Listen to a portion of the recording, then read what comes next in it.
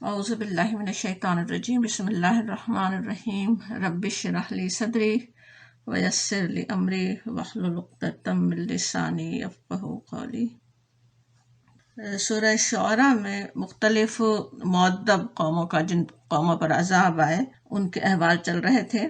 پچھلی کلاس میں قوم عاد کا تذکرہ ہم نے مکمل کیا کہ وہ کس طرح 7 دن اور 8 راتوں تک چلنے والی آندھی سے تباہ کر دیے گئے۔ حضرت ہود علیہ السلام اور ان پر ایمان لانے والوں کی نسل سے اٹھنے والی، اب اس وقت بچا لیے گئے تھے نا حضرت ہود علیہ السلام اور ان پر جو ایمان لائے تھے ساتھی، تو اب ان کی نسل سے اٹھنے والی ایک اور قوم ثمود تھی۔ انہوں نے بھی اپنے زمانے میں خوب نام پیدا کیا۔ آگے ان کا تذکرہ شروع ہو رہا ہے۔ قوم عاد کے بعد سب سے زیادہ مشہور اور معروف قوم، قرآن کے نزول کے وقت بھی پہلے سے ہی ان کے واقعات اہل عرب جانتے تھے۔ سورۃ الحجر میں ان کو اصحاب الحجر کہا گیا۔ ان کی وادی اس طرح کی تھی جہاں پہ پہاڑ اور چٹانیں وغیرہ تھیں۔ مدینے سے تبوک کے راستے میں وہ علاقہ ابھی بھی حجر کہلاتا ہے۔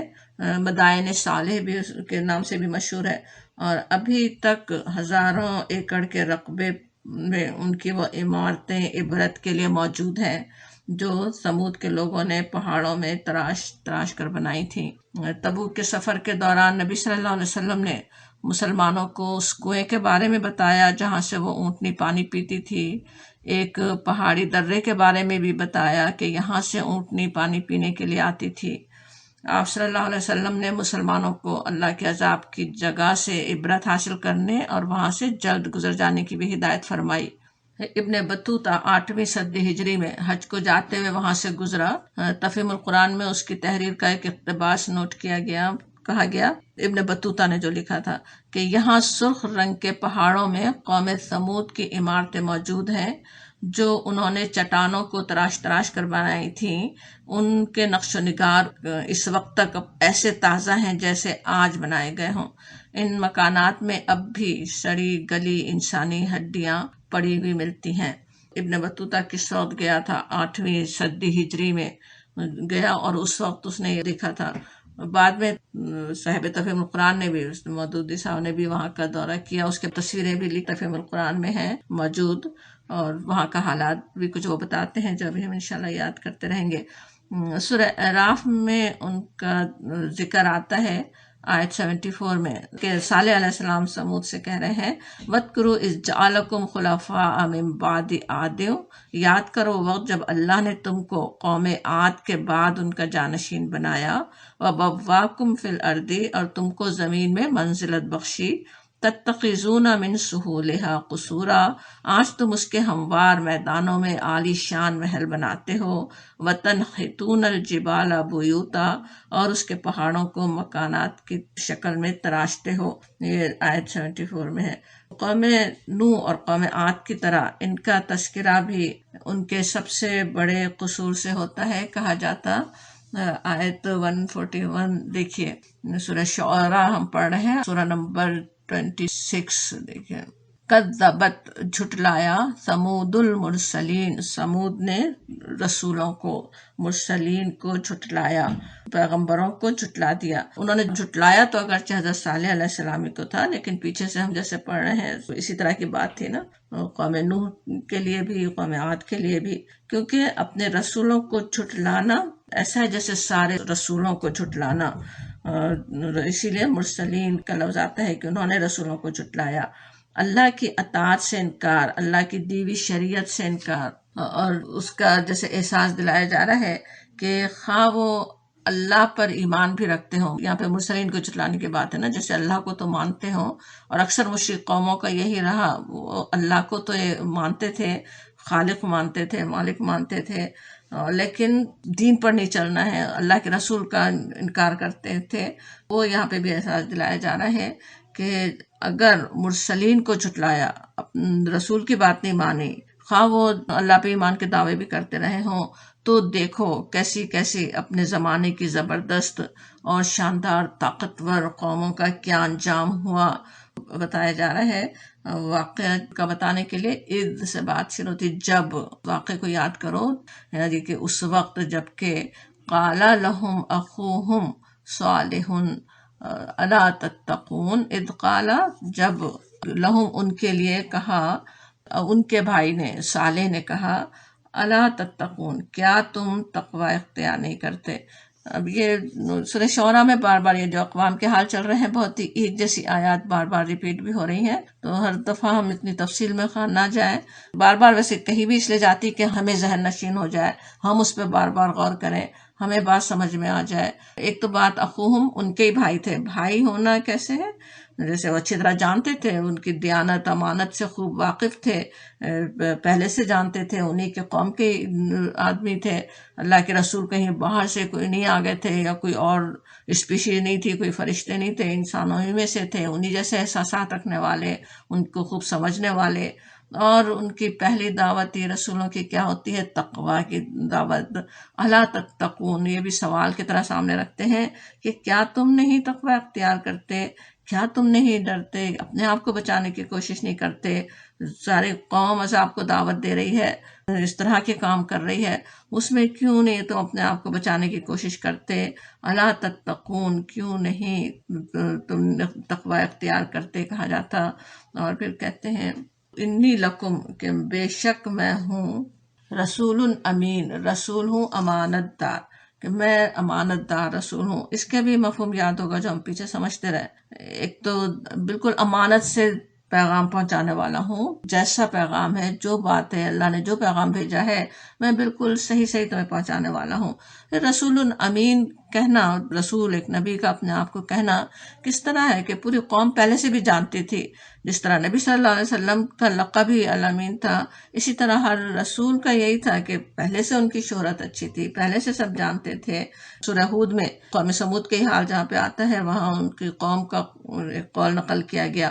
قالو یا صالح، کہ انہوں نے کہا اے صالح، قد کنت فینا ورجو قبل ھذا، کہ انہوں نے کہا کہ تم ہمارے درمیان ایسے آدمی تھے جس سے ہماری بڑی امیدیں وابستہ تھیں. جو قوم میں مقام رکھتے تھے، ان سے امیدیں تھیں کہ وہ بہت بڑے بڑے کام کرنے والے ہیں. وہی بات وہی وہاں ان کے سامنے پیش کرتے ہیں کہ انی لکم رسول امین، کہ میں امانت دار رسول ہوں، میری امانت پہ تمہیں بھی بھروسہ ہے، اور یہ کام بھی میں امانت کے ساتھ کرنے والا ہوں.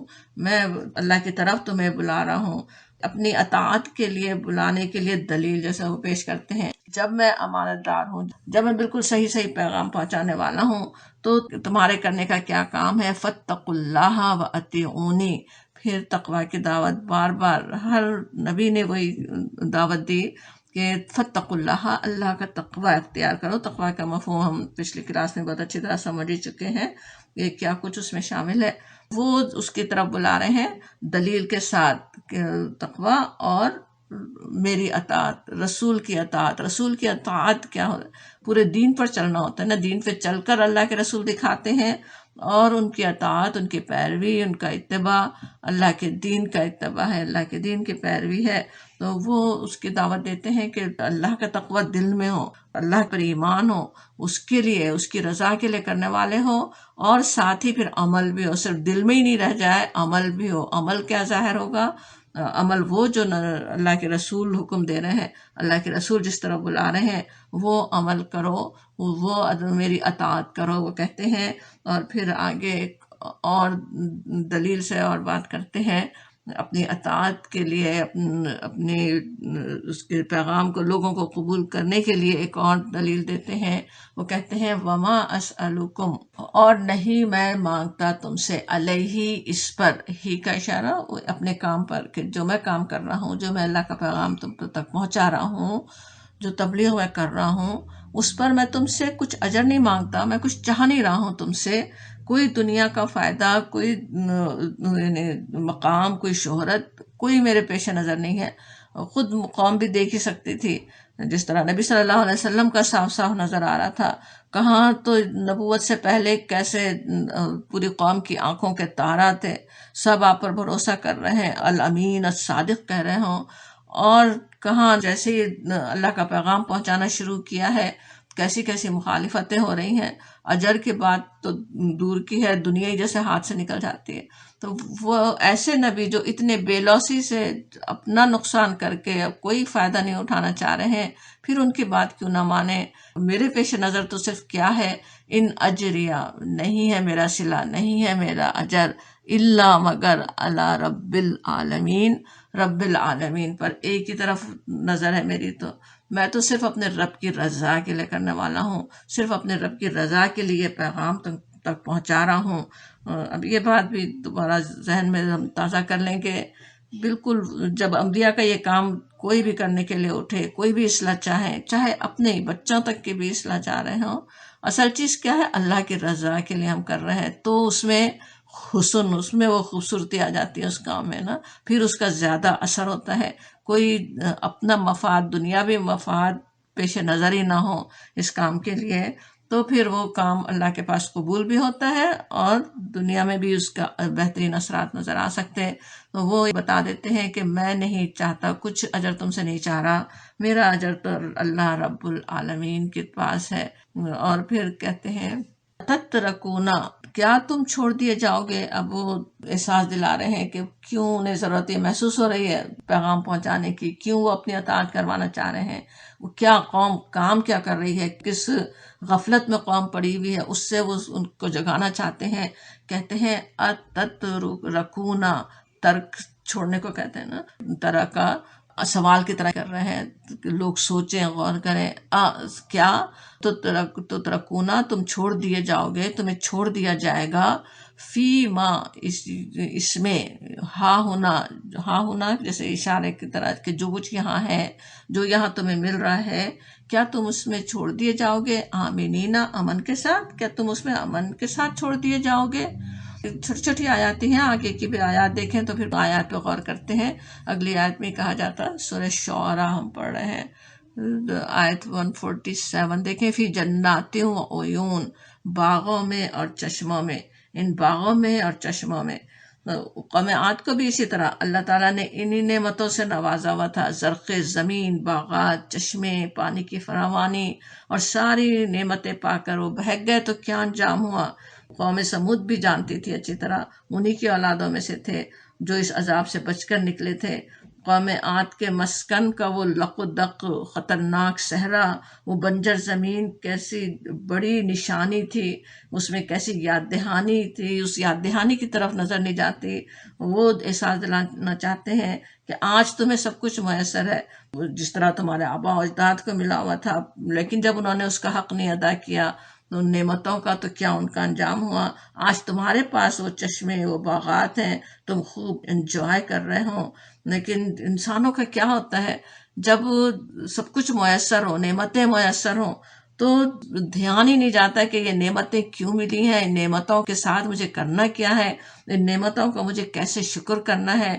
نہ اس وقت وہ قوم سمود کو ہوش تھا اس کا، نہ قریش کو تھا، نہ آج کے انسانوں کو، جیسے کہ کوئی بہت اللہ تعالیٰ ان سے خوش ہے اس لیے انہیں نعمتیں دیے جا رہا ہو۔ اللہ تعالیٰ کی طرف سے جیسے مزید نعمتوں کی کچھ اور تفصیل بھی آتی ہے۔ حضرت صالح علیہ السلام اپنی قوم کو وہاں پہ توجہ دلا رہے ہیں، وہ کہتے ہیں وَزُرُوعٍ وَنَخْلٍ طَلْعُهَا حَضِیمٌ، اور کھیتوں میں، دروع جمع میں کھیت، کھیتیاں، اور وَنَخْلٍ، اور کھجور، وہاں کی سرزمین میں کھجور کیسی بڑی نعمت تھی، اور ہے ہی کس قدر اللہ کی زبردست نعمت، کیسی غذائیت رکھنے والی اور کیا کچھ۔ اور اس کے لیے طلعها کا لفظ آ رہا ہے، طلع کے معنی ویسے تو طلوع ہونا ہوتا ہے نا، اطلاع جھانک کر دیکھنا، لیکن جو کھجور کا شگوفہ جو ابھی نکل رہا ہو، جیسے جھانک رہا ہو دنیا میں نکل کے، وہ نیا خوشہ نمودار ہونے، ظاہر ہونے والا جو ہے، اس کو بھی طلع کہا جاتا۔ عربی ہے بہت رچ زبان نا، صرف ایک کھجور کے لیے کئی الفاظ ہیں۔ قرآن میں ہم رتبہ کا لفظ پیچھے پڑھ چکے ہیں، سورہ مریم میں تمر کا لفظ پتہ ہی ہے کھجور کے لیے، تو اب یہاں پہ طلع کا لفظ آ رہا ہے اس کے لیے۔ اور سوچیں وہ احساس دلانا کس طرح اللہ کی نعمتوں کا احساس دلا رہے ہیں نا، جب نیا نیا شگوفہ پھوٹتا ہے تو کیسی کسان کو، اس لگانے والے کو کیسی خوشی ہو رہی ہوتی نا، اب اس کا ثمر ملنے والا ہے ساری محنت کا، اب وہ نیا خوشہ نکل رہا ہے اور وہ پھلے گا پھولے گا، تو وہ اس کا احساس دلاتے ہیں. اور نہ صرف یہ کہ وہ کہہ رہے ہیں کہ طلعہا اس کے خوشے حدیم کا لفظ ہے، وہ بھی ایک بہت رچ لفظ ہے کہ حدیم حدمہ سے. الحدم ہوتا ہے کسی نرم چیز کو کچلنا، جیسے حدمہ اردو میں بھی ہم ہضم کہتے ہیں نا، ہضم کا لفظ استعمال کرتے ہیں. حدمہ جو جب کھجور کے خوشوں کو کہا جائے تو وہ ایسے خوشے جو بہت ہی لطیف اور نازک ہونے کی وجہ سے کچلے ہوئے سے لگ رہے ہوں، بہت جیسے رسیلے ہوں، یہ بھی کسی نے مانے اس کے لیے.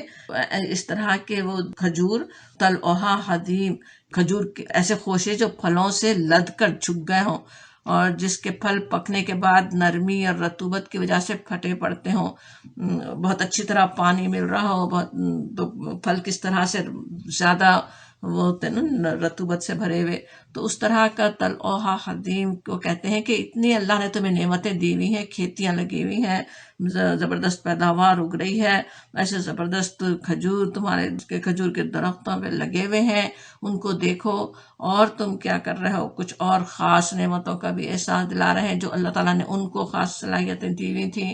وَتَنْحِتُونَ، اور تم تراشتے ہو.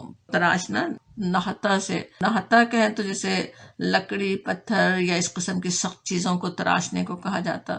تو وَتَنْحِتُونَ، اور تم تراشتے ہو، من الجبال، پہاڑوں میں.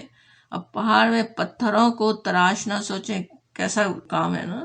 اس وقت جو آج جیسے ٹھول اور آج جیسی چیزیں بھی نہ ہوں، اس کے پہاڑوں کے اندر گھر بنانے کے لیے کوئی ڈائنامائٹ وغیرہ بھی کوئی اس وقت نہیں ہے، لیکن وہ کس طرح سے پہاڑوں کو تراش کے وہ اس میں بیوتن کہ تم گھر بناتے ہو، تم ان کو تراشتے ہو.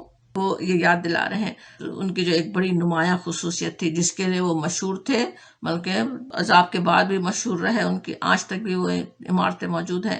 ان کا ایک جیسے خاص پرائڈ ان کا تھا. ہمارے لیے بڑی یاد دہانی اس میں ہے. غلط چیزوں پر پرائڈ، غلط چیزوں پر فخر، غرور کس طرح انسان کو لے ڈوبتا ہے. سورہ فجر میں بھی اس قوم کا ذکر ان کی اسی خصوصیت کے ساتھ کیا گیا.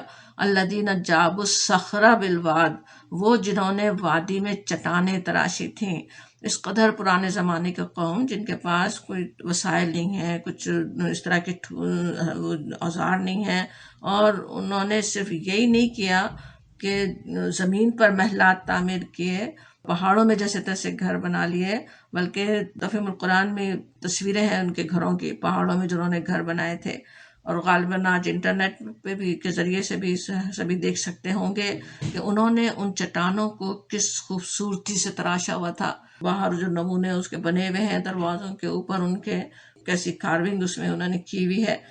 بالکل وہی بات جو حضرت ہود علیہ السلام نے اپنی قوم سے کہی تھی، وَتَتَّخِذُونَ مَصَانِعَ لَعَلَّكُمْ تَخْلِدُونَ، کہا تھا انہوں نے کہ جیسے اور بڑے بڑے قصر تعمیر کرتے ہو گویا تمہیں ہمیشہ رہنا ہے. یہاں حضرت صالح فرماتے ہیں وَتَنْحِتُونَ الْجِبَالَ بُيُوتًا فَارِحِينَ، تم پہاڑ کھود کھود کر ان میں فخر یا عمارتیں بناتے ہو. فارحین کا جو لفظ ہے فرحہ سے الفریحو، جیسے اترانے والے کو بھی کہا جاتا، اور ویسے ماہر اور ہنرمند کے معنی بھی یہاں پہ لیے گئے. تو کیسے ان کی ہنرمندی تھی نا. ایک تو وہ کہ بیوتن فارحین وَتَنْحِتُونَ مِنَ الْجِبَالِ بیوتن فارحین، تو ایک معنی تو یہ ہوئے کہ بہت ہی زبردست طریقے سے، اتنی مہارت سے، اتنی ہنرمندی سے تم پہاڑوں میں وہ گھر تراش رہے ہو، بنا رہے ہو. فارحین کا ایک دوسرا مطلب لیں، ظاہر ہے رہنے کے لیے جو ضرورت ہے وہ تو ویسے ہی پوری ہو سکتی تھی نا، گھر بنائے رہ سکتے تھے آرام سے، لیکن وہ اتنے جو زبردست قسم کے جو اس پہ کام کر رہے تھے وہ کس لیے تھا؟ کوئی ضرورت کے لیے نہیں تھا، صرف اترانے کے لیے، صرف دکھانے کے لیے، صرف اپنی شان لوگوں پہ رکھنے کے لیے تھا نا. تو فارحین وہ اس کے اترانے کے معنوں میں بھی ہے کہ وہ اس کے لیے تم لوگ کر رہے ہو، یعنی فخر یا عمارتیں بن رہی ہیں. گویا ان تعمیرات کا مقصد صرف اپنی دولت اور قوت اور اپنے کمالات فن دکھانا تھا. فخر و غرور اور نمائش کے لیے سب کچھ ہو رہا تھا. اور ان ساری نعمتوں کو پا کر قوم ثمود تو سمجھ رہی تھی کہ وہ زبردست ترقی کے راستے پر گامزن ہے، اور یہ بڑھتی چڑھتی نعمتیں اسی طرح بڑھتی چڑھتی رہیں گی. یہی دھوکہ انسانوں کو ہمیشہ ہو جاتا ہے. اور صالح علیہ السلام ان سے کیا کہتے ہیں؟ أَتَتْرَكُونَ فِي مَا هَاهُنَا جیسے ابھی پیچھے آیت 146 میں ہم دیکھ رہے تھے، کیا تم چھوڑ دیے جاؤ گے جس میں جو یہاں میسر ہے، جو کچھ تمہیں ملا ہوا ہے، کیا تم ان سب چیزوں کے درمیان ایسے ہی اطمینان سے رہنے دیے جاؤ گے؟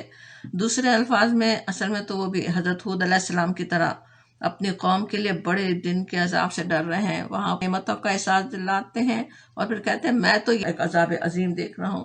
ان کو بھی اصل تو صالح علیہ السلام کو بھی عذاب نظر آ رہا ہے، ان سامنے نعمتیں ہیں، قوم تو صرف نعمتوں کو دیکھ رہی ہے، وہ سمجھ رہی ہے یہ نعمتیں ملتی رہیں گی، اور جو جاننے والے ہیں، جو اصل جو حقیقت کا جن کو پتہ ہے، وہ اللہ کے رسول، وہ تو ان پر عذاب کو منڈلاتا دیکھتے ہیں۔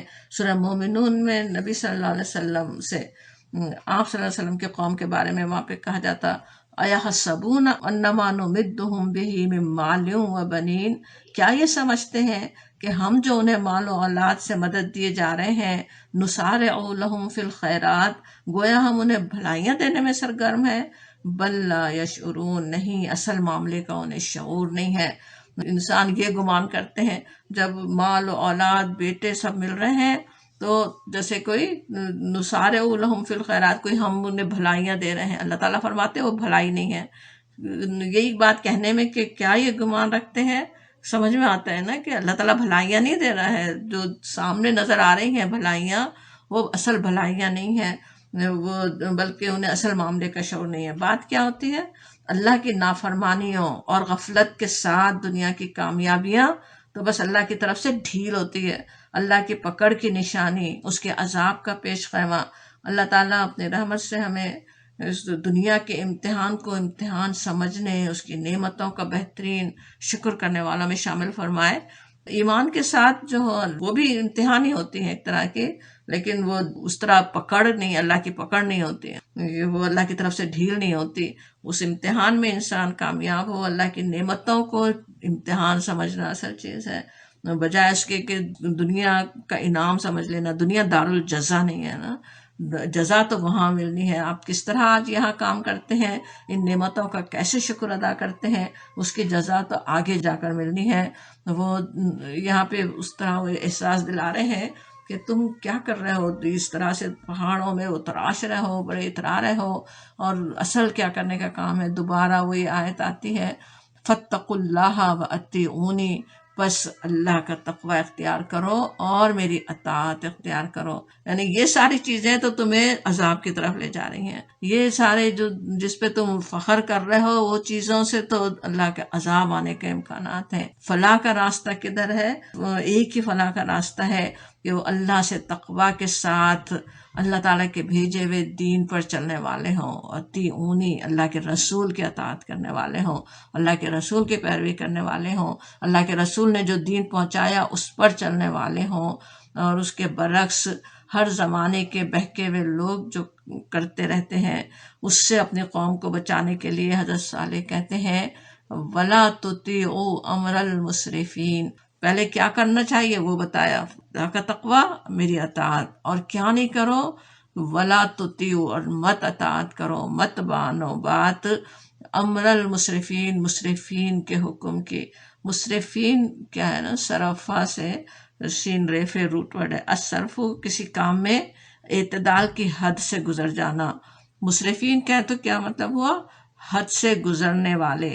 اسراف کا لفظ اردو میں بھی ہم استعمال کرتے ہیں، جن معنوں میں ہم استعمال کرتے ہیں اکثر اس کے پیسوں کے لیے ہوتا ہے نا، وہ بھی عربی میں اس کے لیے بھی استعمال ہوتا ہے، لیکن دوسرے کاموں میں زیادتی کے لیے بھی، جیسے لوط علیہ السلام کی قوم کو بھی مسرفین کہا گیا۔ ان کا کیا اسراف تھا؟ وہ فطرت کی حدود سے تجاوز کر رہے تھے۔ ثمود کا کیا اسراف تھا؟ ایک بڑا اسراف تو ظاہر ہے وہی ہے، اپنی ضرورت کے لحاظ سے گھر بنانے کے بجائے ایسے گھروں کی تعمیر میں لگے ہوئے تھے جو رہتی دنیا تک قائم رہ جائے۔ اپنا نام روشن کرنے کے لیے وہ کام کرتے رہے جس نے انہیں دنیا کے لیے عبرت بنا دیا، نام روشن ہونے کے بجائے عبرت بن گئے دنیا کے لیے۔ اس کے لیے وہ ان سے کہتے ہیں لا تطیعوا، نہیں اطاعت کرو۔ اب یہ جو کہا جا رہا ہے اطاعت، وہ بھی مختلف طرح سے ہو سکتا ہے نا، اطاعت کا مفہوم ذہن میں ہوگا جو ہم سمجھتے رہتے ہیں۔ ایک تو یہ کہ کچھ مسرفین تو وہ جو لوگوں پر زیادتی اور جبر کر کے اپنا حکم ان پر چلائیں، ان سے غلط کام کروانا چاہیں، اور لوگ ان کی ہر غلط بات مانتے چلے جائیں، ایک تو اس سے وہ منع کر رہے ہیں۔ اطاعت کا دوسرا مفہوم یہ بھی کہ جو مسرفین کر رہے ہیں ان کے عمل کی پیروی کرنا، انہی کے پیچھے جانا، انہی کے طرح کے کام کرنا، نہ بھی کر سکیں تو کس طرح عوام ان کو دیکھ رہے ہوتے ہیں، انہی کو رول ماڈل سمجھ رہے ہوتے ہیں۔ کسی بھی سوسائٹی کے جو سیلیبریٹیز بنے ہوئے ہوتے ہیں، لوگوں کی اکثریت آنکھ بند کر کے ان کو کس طرح فالو کرتے رہتے ہیں، ان کے پیچھے چلتی ہے۔ آج کی دنیا میں تو فالو کرنا کچھ اور ہی مفہوم اختیار کر گیا۔ اس فالو کرنے میں بھی اپنی زندگی کا قیمتی ٹائم استعمال کرنے میں کیسا اسراف ہو جاتا ہے۔ کتنے آج میرے یہاں سننے والوں میں سے تو شاید اس طرح کرنے والے نہ ہوں، لیکن ہم سب کی اولادوں میں آج کے سارے انسانوں کو دیکھیں کس طرح کتنے ہی پتہ نہیں اکاؤنٹس، ٹویٹر اکاؤنٹ، فیس بک اکاؤنٹ اور کیا کچھ فالو کر رہے ہوں۔ ان سب میں سب سے پہلا اسراف تو اپنے ٹائم کا ہی ہو جاتا ہے نا، اپنے وقت کا ہی کتنا بڑا اسراف ہے، بیکار کام میں استعمال ہو رہا ہو۔ پھر یہ کہ جب غلط لوگوں کو اگر فالو کر رہے ہوں تو ان کا لائف اسٹائل، ان کے غلط خیالات، سبھی کچھ انسان فالو کرتے ہی چلے جاتے ہیں، ضرور اس کا اثر تو ہوتا ہی ہوتا ہے۔ پھر اس کے علاوہ ہر بستی، ہر معاشرے، ہر کمیونٹی، بلکہ ہر خاندان میں ایسے لوگ ہو سکتے ہیں جو مسرفین ہوں اور کسی بھی طرح سے زیادتی کرنے والے ہوں، اسراف کرنے والے ہوں، اور لوگوں کی اکثریت انہیں رول ماڈل بنائے ہوئے ہوتی ہے۔ زبردست گھر، ان کی ڈیزائننگ، سجاوٹیں، اس کے لیوش رہن سہن، زبردست قسم کی تقریبات، تفریحات، بدلتے ہوئے فیشن، برانڈ نیمز، جن سب کے پیچھے، دوسروں کے پیچھے چل کر عام انسان جو خود چاہے افورڈ نہ بھی کر سکتے ہوں کیسے، مگر کوشش کر کے خود اپنی زندگی کو مشکل بنا لیتے ہیں، بلکہ ساتھ ہی دوسروں کے لیے بھی غلط نمونہ بنتے ہیں۔ پھر دوسرے بھی ان کو دیکھ کر وہی کچھ کرنا چاہیں، دوسروں پر بلکہ ایک طرح کے پریشر ڈالنے کا باعث بن جاتے ہیں۔ تو اس کے لیے یہ آیت ہم میں سے ہر ایک کی یاد دہانی کے لیے ہے، وَلَا تُطِیعُوا أَمْرَ الْمُسْرِفِینَ۔ ہمیں سوچنے کی ضرورت ہے، اس آیت کو ذہن میں رکھ لیں، چھوٹی سی آیت ہے جیسے یاد ہی ہو، میرے رب کا حکم میرے لیے ہے کہ نہیں اطاعت کرو، مسرفین کی بات مت مانو، ان کے پیچھے نہیں جاؤ، ان جیسے کام نہیں کرو۔ گھر خریدنے کی بات ہو، گھر بنانے کی بات ہو، خریداری کرتے ہوئے اپنی تقریبات کی پلاننگ اور انتظامات کرتے ہوئے اس آیت کو یاد کرنے اور یاد رکھنے کی ضرورت ہے۔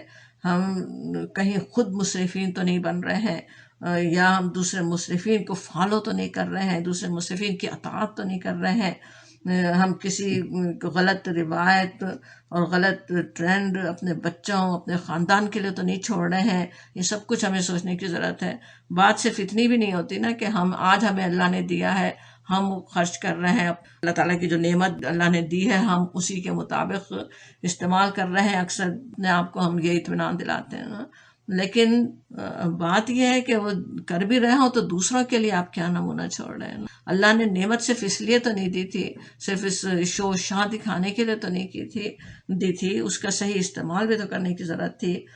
سورہ شعراء کی آیت 151 ہم پڑھ رہے ہیں، حضرت صالح علیہ السلام یہاں اپنی قوم کو فلاح کا راستہ دکھا رہے ہیں، اللہ کی بندگی، اس سے تقوی اور رسول کی اطاعت کی طرف بلاتے ہیں۔ مسرفین کے اور یہ کہ غلط راہ پہ خود چلنے، دوسروں کو چلانے والوں کے چنگل سے بچنے کی ہدایت، پھر اس کے لیے اور دلیل بھی دیتے ہیں۔ اگلی آیت دیکھیں تو کہتے ہیں الذین، وہ لوگ جو یفسدون، فساد کرتے ہیں، فی الارض، زمین میں، ولا یصلحون، اور نہیں اصلاح کرتے، اور وہ اصلاح نہیں کرتے۔ اب فساد فی الارض جو یہاں پہ کہا جا رہا ہے کہ وہ فساد کرتے ہیں زمین میں، قرآن کی ایک بڑی جامع اصطلاح ہے، بہت ہی میننگ فل ٹرم ہے نا، فساد فی الارض، زمین میں فساد۔ قرآن پڑھتے ہوئے کتنی جگہ سمجھ میں آتا ہے کہ اصل فساد ہے کیا، فساد کس کو، فساد فی الارض قرآن کس کو کہتا ہے۔ شروع میں سورہ بقرہ کے شروع میں بھی ہم دیکھتے ہیں، وہاں پہ بھی فساد کی بات آتی ہے، اور کیا ہے، رشتوں کو کاٹنا۔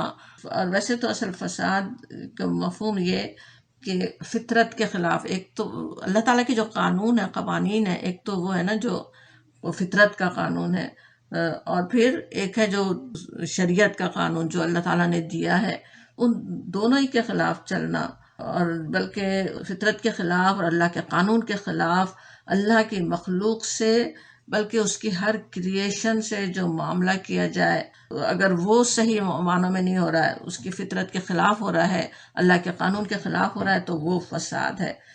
انسان یا کوئی قوم جب اپنی ذاتی فائدے کے لیے اللہ کی نعمتوں کو غلط استعمال کرے، اپنے لیے بڑے بڑے محلات بنانے کے لیے جنگلوں کا صفایا کر دیا جائے، دوسرے انسانوں کو نقصان پہنچانے کے لیے سال ہر سال پرانے پھلوں کے درخت کاٹ ڈالے جائیں، کمزوروں کا حق دبا لیا جائے، مزدور سے مزدوری کروا لی جائے لیکن اس کو پورا اس کا حق نہ دیا جائے جیسے دینا چاہیے، کچھ انسانوں کی خود غرضیاں دوسروں کی زندگی کو اجیرن کر دیں، غریبوں کے حقوق مار کر امیر امیر تر ہوتے چلے جائیں، عدل و انصاف کے بجائے زمین کرپشن سے بھر جائے، بلکہ انسان انسانیت ہی کو شرما دینے والے کام کرنے لگے، تو وہ سب کیا ہے؟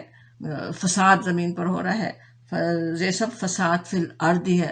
اللہ رب العالمین کا بنایا ہوا فطرت کا نظام اور اس کی دی ہوئی شریعت میں امن و امان پوشیدہ ہے۔ دنیا کا امن و امان قائم اسی وقت رہ سکتا ہے جب انسان اللہ کے دیے ہوئے فطرت کے نظام پہ چلے، اس کی دی ہوئی شریعت پر عمل کریں۔ اس کے خلاف جب عمل کرتے ہیں تو پھر کیا ہوتا ہے؟ پھر یہ اس طرح سے فساد پھیلتا ہے۔ جب لوگ تقویٰ کو بھلا دیتے ہیں تو زمین فساد سے بھرنے لگتی ہے، پھر اللہ تعالیٰ اپنے خاص بندوں کو دنیا کی اصلاح کرنے کے لیے بھیجتا ہے، اور جو فساد کے سب سے بڑے سرغنہ ہوتے ہیں وہی سب سے پہلے مخالفت کے لیے کھڑے ہو جاتے ہیں اور عوام کو بھی اپنے پیچھے چلنے پر مجبور کرتے ہیں۔ اپنے پیچھے چلانے کی تو کیسی کیسی چالیں ہوتی ہیں، آج بھی ہم دیکھ سکتے ہیں کہ کس طرح اللہ سے دور کرنے کے لیے، مذہب سے دور کرنے کے لیے کیسی کیسی سفسٹیکیٹڈ کوششیں آج کل تو ہیں، کس طرح سے انسانوں کو اپنے رب سے دور کیا جا رہا ہو، بے حیائیاں پھیلانے کی کوشش اور کیسی کیسی چیزیں کرنے کی کوشش، اور ان کے پیچھے ہی اگر انسان چلے، وہ جن کاموں میں لگانا چاہ رہے ہیں، اللہ کے دشمن جس کاموں میں ہمیں مصروف کرنا چاہتے ہیں، جن کاموں میں مشغول رکھنا چاہتے ہیں، وہ انسان کریں تو کیا ہے؟ مسرفین کی اطاعت ہے۔ ان سے نکلے انسان، فساد فی الارض کو روکنے کی کوشش کرے، یہ اصل سب سے بڑا کام ہے۔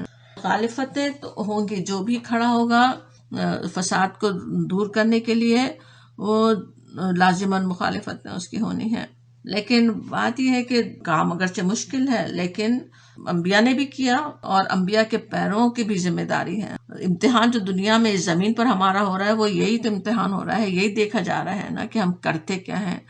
اس زمین سے اس فساد کو دور کرنے کی کوشش کرنا ہی کرنا ہے، وہی ایک فلاح کا راستہ ہے۔ زمین کا یہ فساد اللہ کے غضب کو دعوت دینے والا ہوتا ہے، اس غضب سے بچنے کی وہ ایک ہی صورت ہے کہ کوشش کرنے والے ہوں اس فساد کو دور کرنے کی۔ ظاہر ہے ہر ایک میں اتنی پوری صلاحیت نہیں ہے، انسان کیسے مجبور بھی کر کے رکھ دیے جاتے ہیں نا، طاقت رکھتے ہیں نا اکثر اس طرح کے لوگ، اپنے بے ایمانیوں سے، اپنے بددیانیتوں سے اپنے آپ کو اتنا مضبوط، اتنا طاقتور بنا لیتے ہیں کہ دوسرے لوگ کچھ آواز تک نہ اٹھا سکیں۔ لیکن جو انسان جتنا کر سکتا ہے وہ کرنے کی ضرورت ہے۔ وہی حدیث یاد آتی ہے ایمان کے 3 درجوں والی، برائی کو دیکھیں تو اس کو ہاتھ سے روکنے کی کوشش، ورنہ کم از کم زبان سے، ورنہ کم از کم دل میں برا سمجھے۔ اور دل میں برا سمجھنا بھی بہت ہی، اگر اتنے مجبور ہوں کہ زبان سے بھی نہیں روک سک رہے ہوں تو اس دل سے برا سمجھنے کو بھی بہت زیادہ ہمیں اس پہ توجہ دینے کی ضرورت ہے۔ اگر اس کے بارے میں ذرا سی بھی غفلت ہو تو وہ ایمان دل، جیسے حضور نے تنبیہ کی کہ اگر وہ بھی نہیں ہے تو ایمان ہی نہیں ہے دل میں، تو وہ کوشش ہمیں خود کرنی چاہیے، اپنے اولادیں مسلمانوں میں ہمیں یہ کوشش تو ہو کہ برائی کو برا سمجھیں، بری طرح برا سمجھیں، اس کے پوری دل میں خواہش تو ہو کہ ہم اسے کسی طرح روک سکیں، وہ اصل کرنے کی ضرورت ہے۔ اس فساد فی الارض کو روکنے والے ہوں کہا جاتا۔ اب یہاں پہ حضرت صالح علیہ السلام تو اپنی قوم کو کس طرح ان مسرفین کے چنگل سے نکالنے کی کوشش کر رہے ہیں، انہیں فلاح کا راستہ دکھا رہے ہیں اور بتا رہے ہیں کہ وہ دیکھو کوئی اصلاح کرنے والے نہیں ہیں، کوئی صحیح کام وہ کر نہیں رہے ہیں، سب فساد کر رہے ہیں، ان کی تو اطاعت نہیں کرو۔ لیکن تو قوم کا جواب کیا ہوتا ہے؟ قالو، کہا انہوں نے، انما کہیں تو سوائے اس کے نہیں، تم تو بس کیا ہو؟ انت، تم، من المسحرین، تم مسحرین میں سے ہو، من المسحرین. مسحرین سحر سے، سحر جادو کو کہتے ہیں نا، اور مسحرین کہیں تو مفہوم ہے یہاں پہ کہ وہ جیسے سحر ہو گیا کسی کے جادو کے اثر سے، جیسے انسان مجنون بن جاتا. وہ ہر نبی پہ یہی الزامات لگے، نبی صلی اللہ علیہ وسلم پہ بھی لگائے جا رہے تھے، بلکہ ان واقعات کے پیرائے میں کفار مکہ کو گویا آئینہ دکھایا جا رہا ہے. وہ بھی اپنے نبی پر بالکل وہ یہی الزام لگا رہے تھے، جیسے آپ مجنون ہیں، آپ کو کہا جا رہا ہے. اور یہاں پہ وہ کہتے ہیں من المسحرین، تم جیسے کسی کے بڑے جادو کے اثر کے تحت آ گئے ہو. وہ یہ بات کر رہے ہیں لوگوں کو، عوام کو دور کرنے کے لیے، ان کی بات نہیں سننے دینے کے لیے. یہ جو بڑے بڑے مخالفین ہوتے ہیں وہ پروپیگنڈا چلاتے ہیں نا. اور کیا پروپیگنڈا ان کا بالکل وہی جو ہر نبی کے لیے کیا گیا. ما انتا، نہیں تم، الا مگر، بشرم مثلنا، آدمی ہمارے جیسے، تم تو بالکل ہمارے جیسے ایک بشر ہو. فاتی، بس لیا، بآیتن، کوئی نشانی، ان اگر کنت من الصادقین، اگر تو ہے صادقین میں سے، اگر تم سچوں میں سے ہو.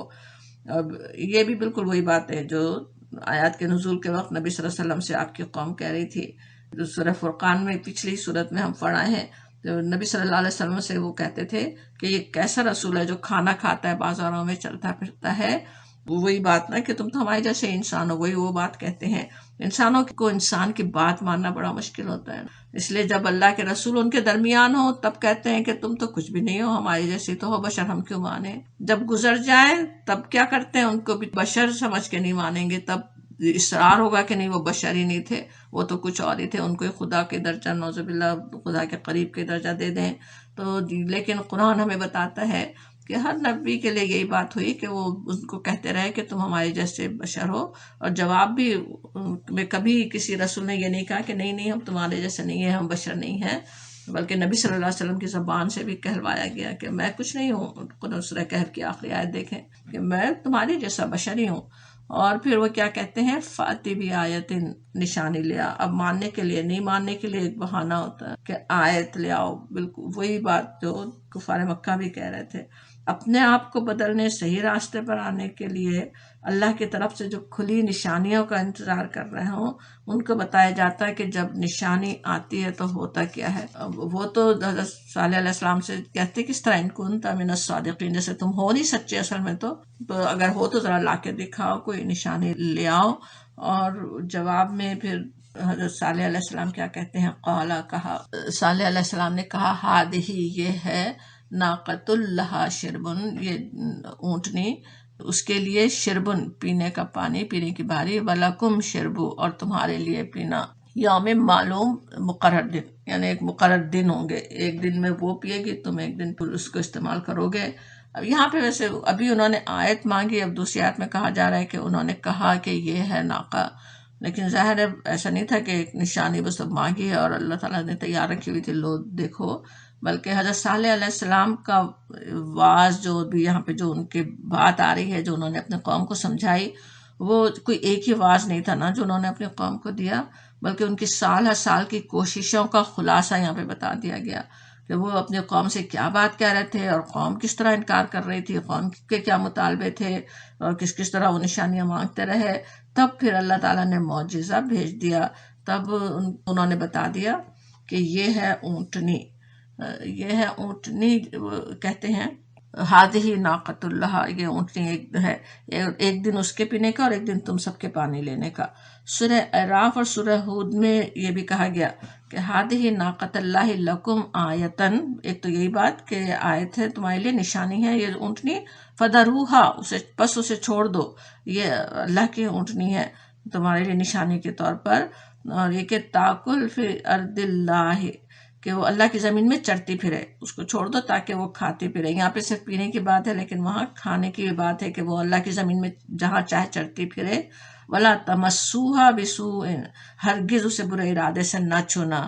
اب آیت کے ساتھ ہی پھر امتحان بھی آتا ہے. کنواں پر قبضے رکھنے اور باریاں لینے پر تو کیسی بڑی بڑی جنگیں ہوتی رہی ہیں، اور یہاں اللہ کے رسول بغیر کسی فوج بڑی یا بڑی طاقت کے بس انہیں بتا دیتے ہیں کہ تم نے نشانی مانگی تھی، یہ رہی نشانی، اور ایک دن پورے کنویں کا پانی پر اس کا قبضہ ہوگا اور زمین پر جو چاہے چرتی پھرے. لیکن تم کسی برے ارادے سے اسے ہاتھ نہیں لگا سکتے۔ اب یہ کہ اونٹنی کہاں سے آئی، کیسے پیدا ہوئی، اس کے لیے کچھ مفسرین نے یہ بھی سمجھا، جیسے یہاں پہ انہوں نے کہا نا ہادے یہ ہے اونٹنی، کہ ایک اونٹنی کو حضرت صالح نے نامزد کر دیا، اس کا کھانا پینا معجزانہ تھا، لیکن مفسرین کی اکثریت نے یہ سمجھا کہ وہ ظاہر بھی معجزے سے ہوئی، واللہ عالم۔ پیچھے ہم یاد کر چکے ہیں کہ نبی صلی اللہ علیہ وسلم نے اس راستے سے گزرتے ہوئے ایک پہاڑی کی نشاندہی کی تھی کہ وہ اونٹنی اس پہاڑی سے نکل کر آتی تھی پانی پینے کے لیے، زیادہ تر نے یہ بھی سمجھا کہ وہ پہاڑی سے نکلی تھی۔ بہرحال کس طرح نکلی وہ تو اللہ تعالیٰ جانتا ہے، کیا معجزہ اس میں تھا، لیکن اصل بات پہ ہمیں غور کرنے کی ہے یہاں جس کی یاد دہانی کی گئی وہ یہ کہ اللہ کے پیغام پر ایمان لانے کے بجائے جب انسان نشانیوں پر اصرار کرتے ہیں تو انجام کیا ہوتا ہے۔ کھلی نشانی خود ایک بڑی آزمائش ہوتی۔ سورہ قمر میں کہا گیا اِنَّا مُرْسِلُ النَّاقَةِ فِتْنَةً لَهُمْ فَارْتَقِبْهُمْ وَاسْتَبِرْ، ہم اونٹنی کو فتنہ بنا کر بھیج رہے ہیں، اب ذرا صبر کے ساتھ دیکھو ان کا کیا انجام ہوتا ہے۔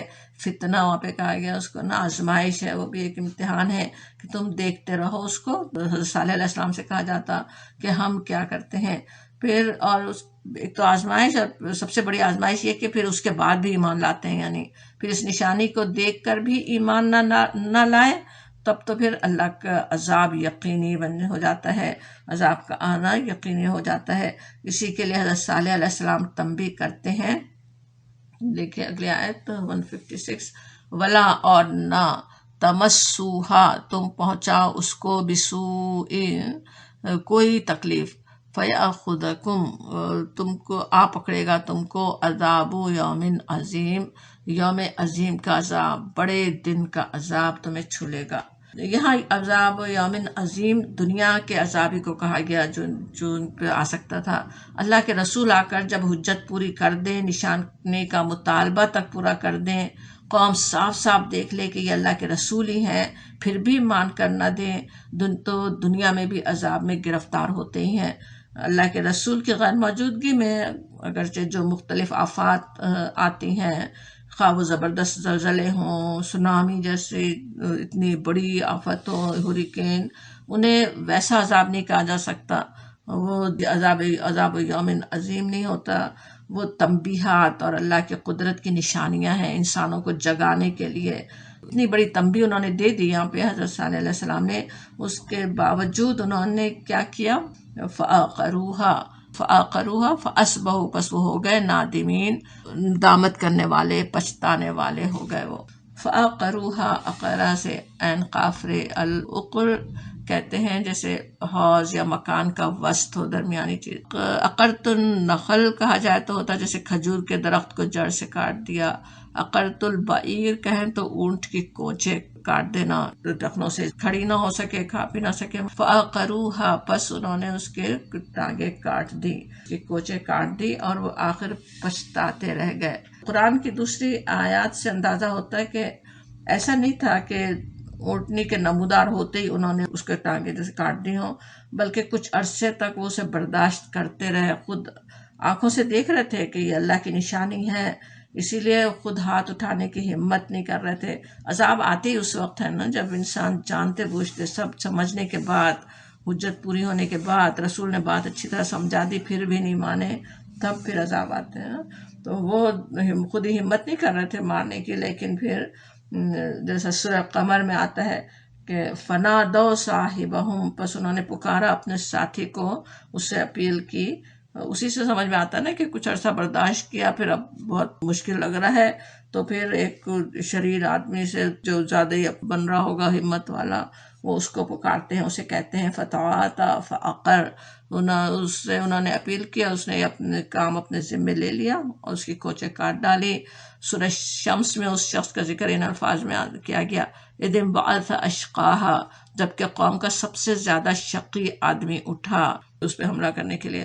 اگرچہ اونٹنی پر حملہ کرنے والا ایک ہی آدمی تھا، لیکن پوری قوم کی مرضی اس میں شامل تھی، اس لیے فَأَصْبَحُوا نَادِمِينَ وہ پچھتاتے رہ گئے۔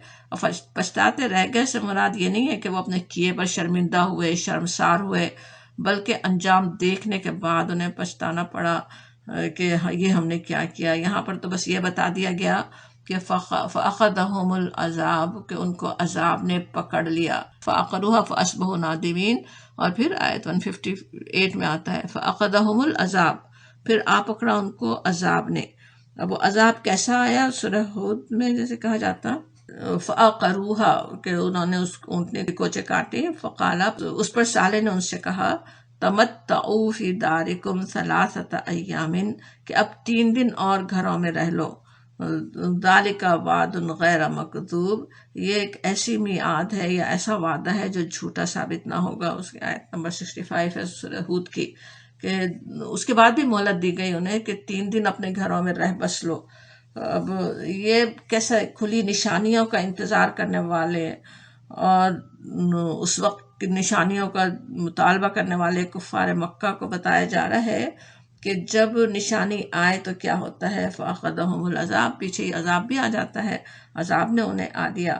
سورہ قمر میں کہا گیا اِنَّا أَرْسَلْنَا عَلَيْهِمْ صَيْحَةً وَاحِدَةً فَكَانُوا كَحَشِيمِ الْمُحْتَظِرِ، ہم نے ان پر بس ایک ہی دھماکہ چھوڑا، صیحۃ واحدہ وہاں پہ کہا گیا، اور وہ باڑے والے کی روندی ہوئی باڑھ کی طرح بھوس ہو کر رہ گئے، جیسے باڑے میں جانور گھاس پہ چل کر بالکل اس کو روند دے، بالکل اس طرح کی حالت ان کی ہو گئی۔ تو ان انسانوں کی اثر بتائی جا رہی ہے۔ سورہ اعراف میں کہا گیا، اور سورہ اعراف میں اور سورہ حجر میں بھی اسے الصیحہ کہا گیا، فأخذتهم الصیحۃ مصبحین، کہ وہ آخرکار ایک زبردست دھماکے نے انہیں صبح ہوتے ہی آ لیا۔ سورہ اعراف میں اسے رجفہ کہا گیا، فأخذتهم الرجفۃ فأصبحوا فی دارہم جاثمین، کہ انہیں آخر ایک دہلا دینے والی آفت نے آ لیا اور وہ اپنے گھروں میں اوندے کے اوندے پڑے رہ گئے۔ سورہ حاقہ میں اسی عذاب کو، جب یہ 2 الفاظ ہم نے دیکھے، الصیحہ اور رجفہ، لیکن سورہ حاقہ میں اسے الطاغیہ کہا گیا، فأما ثمود فأہلکوا بالطاغیہ، طاغیہ کہیں تو سخت حادثہ، جو حد سے بڑھ جانے والی آفت۔ سورہ شمس میں اور بھی زیادہ خوف دلانے والے الفاظ ہیں، فدمدم علیہم ربہم بذنبہم فسواہا، کہ ان کے گناہ کے پاداش میں ان پر ایسی آفت توڑی، ایک ساتھ سب کو پیوند خاک کر دیا، جیسے اللہ تعالیٰ ان پہ دوڑتا ہوا آیا ہو نا، فدمدم علیہم بذنبہم فسواہا، برابر کر دیا، خاک میں ملا دیا سب کو ایک ساتھ۔ اللہ تعالیٰ اسے پناہ میں رکھے۔ اب یہ سارے مختلف الفاظ ان کے عذاب کے لیے آئے قرآن میں، لیکن اصل ایک ہی واقعے کی بات ہے نا، تو وہ زبردست دھماکے کے ساتھ زلزلے والی کیفیت ہو سکتی ہے جس میں آواز بھی ہو، تو کہیں اس کو دھماکہ کہا گیا، رجفہ کہا گیا، ہلا ڈالنے والی، طاغیہ بہت ہی بڑی آفت۔ تفویض القرآن میں وہ بتاتے ہیں کہ جب وہ پہاڑ ابھی بھی دیکھنے میں ایسے نظر آتے ہیں جیسے زبردست حادثے میں ہلا دیے گئے ہوں، ان کے الفاظ ہیں جیسے کھیل کھیل ہو گئے ہوں۔ پہاڑوں کے اندر یا میدانوں میں زبردست سنگین عمارتیں بنا کر اپنے آپ کو وہ تو کیسا محفوظ سمجھ رہے ہوں گے، لیکن بچ نہیں سکے۔ اللہ کے عذاب سے محفوظ رکھنے کے لیے احتیاطی تدابیر کام نہیں آتی، ہمیں سمجھ میں آتا ہے استغفار اور اپنے اعمال کو درست کرنا لازمی ہے۔ انسان کیسی کیسی احتیاطی تدابیر کرتا ہے نا، کوئی آفت آ جائے تو یہ بھی رکھ لیں، وہ بھی رکھ لیں، یہ کر لیں، وہ سب اتنے کام نہیں آتے۔ عذاب اگر آنا ہے، گرفتار ہونا ہے، تو کسی اور طرف سے آ جاتا ہے۔ اصل چیز کیا ہے؟ اپنے اعمال کو درست کرنا، استغفار کرنا، اپنے فرائض کو ادا کرنے کو اولیت دینا۔ فرائض سارے جو بھی اللہ نے عائد کیے ہیں، دنیا کے فساد کو دور کرنے کا فرض ہو، اللہ کی عبادت کا فرض ہو، وہ سارے فرائض کو اولیت دینا وہ اصل چیز ہے۔ دنیا میں غافل انسان پڑا رہے، اسی میں مگن ہو اور سمجھے کہ بس نعمتیں ہی ہوتی رہیں گی، تو وہ اس طرف سے عذاب آ سکتا ہے جو پتہ بھی نہ چلے۔ اللہ تعالیٰ اسے پناہ میں رکھے۔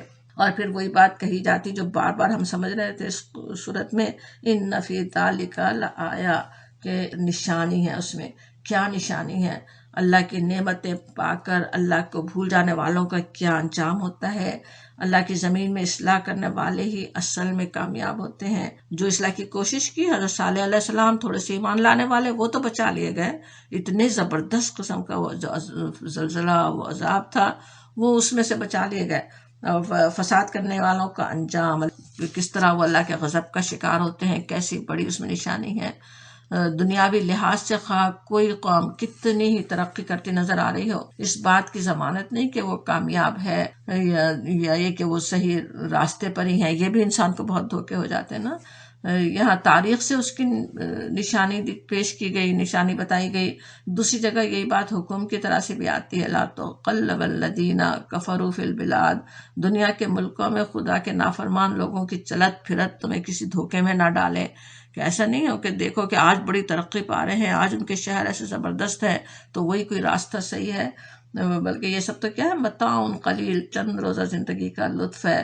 ثم ماواہم جہنم، سورہ آل عمران کے آخری رکوع میں نہیں سب کہ وہ پھر جہنم میں جائیں گے. وبئس المہاد، بدترین جائے قرار، برا ٹھکانہ.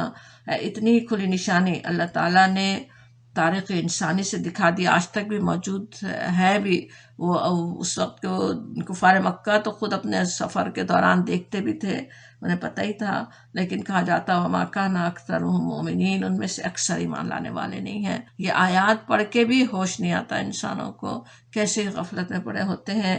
وہ کہا جا رہا وَإِنَّ رَبَّكَ لَهُوَ الْعَزِيزُ الرَّحِيمُ، اور جس طرح اس نے قوم سمود کے ساتھ معاملہ کیا، بالکل اسی طرح آج تمہارے لیے بھی العزیز الرحیم ہے. سب کچھ کرنے پر قدرت رکھتا ہے، لیکن الرحیم ہے، اس لیے تم پھل پھول رہے ہو، اس لیے تمہیں دنیا میں اللہ تعالیٰ نے نعمتیں دی ہوئی ہیں، وہ تمہیں سب کچھ سے نواز رہا ہے. وہ الرحیم بھی ہے، اس پہ بھروسہ رکھے انسان، مصرفین کے پیچھے نہ جائے، دنیا کے دوسرے طاقتور لوگوں کے پیچھے نہ جائے، العزیز پہ ایمان ہو، اس الرحیم سے اصل امیدیں ہوں، وہ اس کی یاد دہانی ہوتی ہے. آیت پہ سوچنے کے لیے کہا جا رہا ہے، نشانی دیکھنے کے لیے کہا جا رہا ہے. انشاءاللہ ہم سوچنے سمجھنے اور واقعات سے بہترین نشانیاں لینے والے، اپنے لیے بہترین سبق لینے والے ہوں. وآخر دعوانا الحمدللہ رب العالمین.